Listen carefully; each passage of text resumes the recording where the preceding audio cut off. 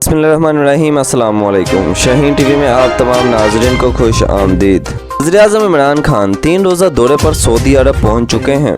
वज़ीर-ए-आज़म इमरान खान बराह रास्त Medina airport पर उतरे, जहां पर उनका इस्तकबाल शहजादा सऊद बिन खालिद ने किया।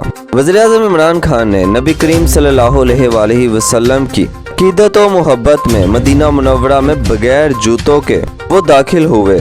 इस मौके पर चेयरमैन पाकिस्तान उलमाए कौंसिल हाफिज मोहम्मद ताहिर अशरफी और पाकिस्तान के सफीर बिलाल अकबर भी मौजूद थे।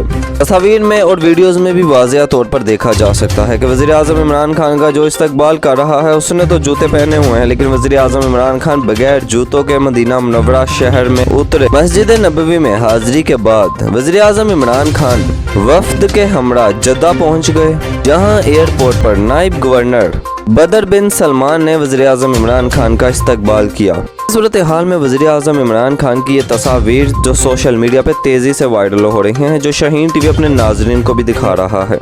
उनके हमरा उनकी बीवी भी हैं।